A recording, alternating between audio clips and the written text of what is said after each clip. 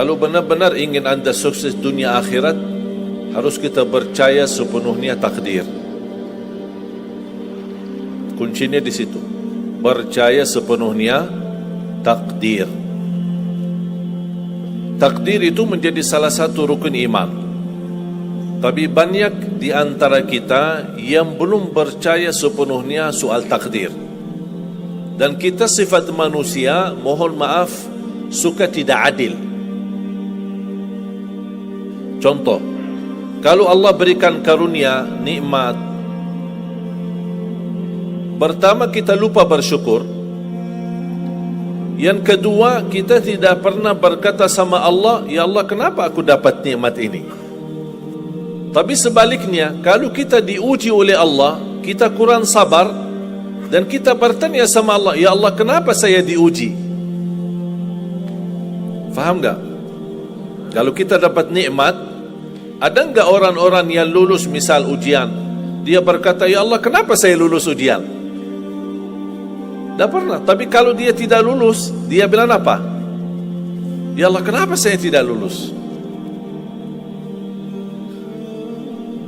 Ketika ditimpa musibah, dia selalu merasa nyesal atau merasa sakit hati, tersinggung, berkata sama Allah, kenapa saya diuji padahal saya orang baik, saya jaga salat, saya berusaha mendekat sama Allah, tapi saya merasa bertambah berat ujiannya. Tapi sebaliknya, ketika diberikan nikmat, dia tidak pernah menyebutkan, ya Allah, kenapa saya mendapatkan nikmat ini? Kayaknya si fulan lebih fantas mendapatkan nikmat. Itu tanda manusia tidak adil, tidak bersikap adil. Makanya subhanallah, semakin anda mantap imannya terhadap takdir, semakin hidupmu jadi nikmat. Saya kasih contoh. Tidak ada persoalan masalah takdir baik. Itu bukan masalah bagi kita. Justru kita bertambah senang kalau kita mendapatkan takdir yang baik. Tapi yang menjadi persoalan bermasalah bagi kita adalah takdir buruk. Ketika ditimpa musibah, ketika ada ujian, ada sakit, kesulitan, penghasilan yang tidak mencukupi, dan banyak masalah keluarga, masalah rezeki, masalah sama majikan, masalah di kerjaan, itu yang membuat banyak beban fikiran. Tapi kita harus tahu, sebenarnya walaupun takdir itu ada baik, ada buruk,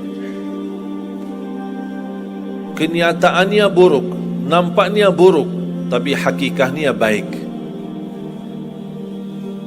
Hakikahnya baik. Tapi kapan kita bisa tahu takdir yang buruk ini bisa menjadi baik bagi kita?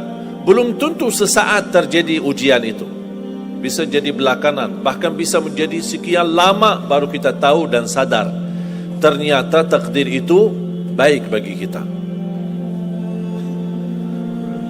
Sebenarnya kalau kita tahu rahasia takdir, apapun yang akan terjadi, kita tidak ada kekhawatiran. Karena kita tahu sesudah ujian ini pasti ada sesuatu kebaikan. Dan yakini Bapak Ibu, Allah subhanahu wa ta'ala maha baik. Allah tidak senang menyusahkan hambanya. Tapi kadang-kadang proses untuk menuju kebaikan ada kesulitan dan tantangan.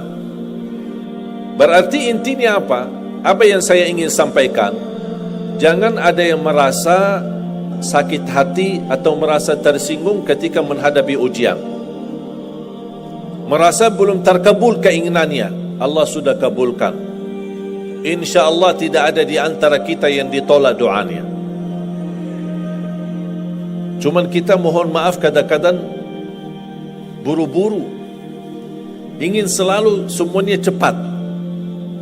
Kadang-kadang kalau terlalu cepat apa yang kita inginkan kita dapat, itu bahaya juga. Makanya jemaah sekalian, kunci anda sukses dunia akhirat, percayalah takdir.